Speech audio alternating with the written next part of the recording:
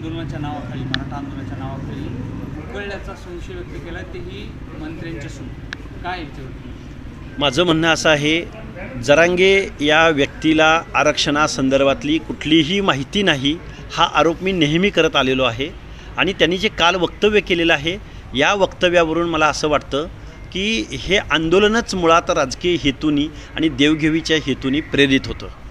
जरांगे जर 100 कोटी रुपये कुणी घेतले, कोणी असे जर आरोप करत असतील, तर माझं म्हणणं असं आहे की जरांगेंची आणि जरांगेंच्या भोवतालच्या सगळ्या लोकांची चौकशी या शासनानं निपक्ष पद्धतीनं केली पाहिजे.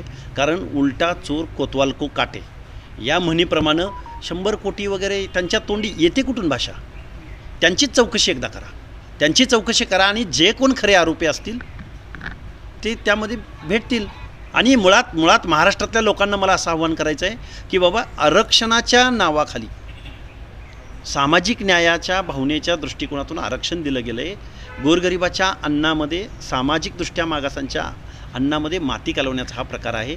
त्यामुळे जरांगे साहेबांची चौकशी झाली पाहिजे असं माझं मत आहे. शंभूराज देसाईंना त्यांनी आवाहन केले की माझ्याकडे यादी द्या, कोणी कॉन्ट्रॅक्ट घेतलं, कोणी पैसे घेतले.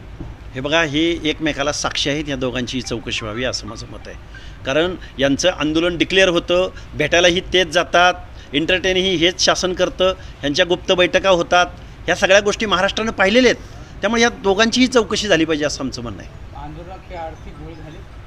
हे बघा, तेच जर त्यांच्या तोंडून आम्ही आरोप केले असते तर ते आरोप म्हटले असते, परंतु तेच बोलत असतील तर त्यांची चौकशी होणं आवश्यक वाटतं आम्हाला. आर्थिक घोळ निश्चित हे आंदोलनच मुळात सामाजिक न्याय, गरजवंत मराठा, गरीब मराठा हे फक्त दाखवण्याच्या गोष्टी आहेत. पण खायचे दात यांचे वेगळे आहेत. हे राजकीय हेतून प्रेरित हे आंदोलन आहे. लोकसभेच्या निवडणुकीमध्ये यांच्या भूमिका तुम्ही तपासा, यांचं वर्तन तपासा. या महाराष्ट्रामधला जो सामाजिक सलोखा आहे, या महाराष्ट्रामधला जो ओबीसी आणि मराठा समाजामधला जो एक कधी नव्हे ते ओबीसी आणि मराठा ही जी दरी निर्माण झालेली आहे, ही दरी निर्माण करण्यामागं जरांगेंनी कुणाचा ठेका घेतला का याचा विचार होणं, याची चौकशी होणं आवश्यक आहे. राजकीय हेतू होता म्हणतात, मग त्यामागे हे पण हेतू असेल? राजकीय म्हटल्यानंतर त्यामध्ये आर्थिक आलाच, कारण आर्थिक असल्याशिवाय राजकारण हलत नाही. हे याच लोकांनी या महाराष्ट्राला दाखवलेलं आहे. त्यामुळे यांची या चौकशा होणं आवश्यक आहे.